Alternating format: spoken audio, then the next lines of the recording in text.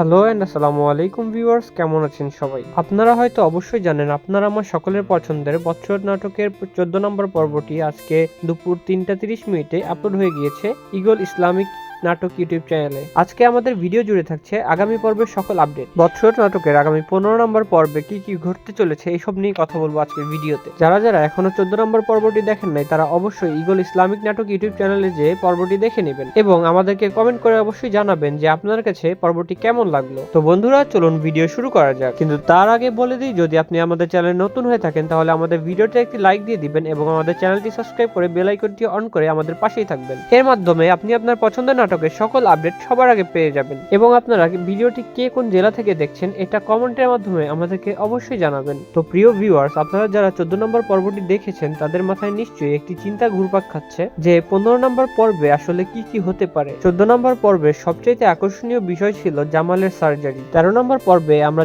দেখতে পেয়েছিলাম যে জামালকে তার মামা তার মুখের সার্জারির জন্য একটি হসপিটালের সন্ধান দিয়ে তাকে সেখানে নিয়ে যায়। আসলে তাদের মূল উদ্দেশ্য ছিল টাকা হাতিয়ে নেওয়া, কিন্তু তারপরেও এই সার্জারির মাধ্যমে জামালের মুখ আগের মতো সুন্দর হয়ে যাবে। এই পরিপূর্ণ দৃশ্যটি আমরা আগামী 15 নম্বর পর্বে দেখতে পারবো। 13 নম্বর পর্বে আমরা দেখতে পেয়েছিলাম যে জামাল মায়াকে নির্দেশ করে তার বাড়িতে ফেরার জন্য এবং সেই কথা মতো মায়া তার বাড়িতে ফেরে, কিন্তু মরিয়ম এবং জামালের সৎ মা মিলে তাকে বাড়িতে ঢুকতে দেয় না, অপমান করে তাকে বাড়ি থেকে বের করে দেওয়া হয়। 14 নম্বর পর্বে আমরা দেখতে পাই যে মায়ার স্বামী অর্থাৎ জামালকে দেখার জন্য মায়া আবারও এই বাড়িতে ফিরে আসে এত অপমান অপদস্থ হওয়ার পরেও, কিন্তু তারা আবারও মরিয়ম এবং জামালের সৎমা মিলে মায়াকে অপমান অপদস্থ করে, এমনকি ঘাড় ধাক্কা দিয়ে বাড়ি থেকে বের করে দেয় এবং মায়াকে চলে যেতে বলা হয়। 15 নম্বর পর্বে আমরা হয়তো দেখতে পারবো যে মায়া জামালের সামনে তার সৎমা এবং বাকি সবার কুকর্ম এবং ষড়যন্ত্র হয়তোবা প্রকাশ করে দেবে এবং এরপরে জামাল ও মায়ের মধ্যে হয়তোবা একটি ভুল বোঝাবুঝি তৈরি হতে পারে। তো বন্ধুরা, এ পর্যন্ত ছিল আজকের আমাদের ভিডিও।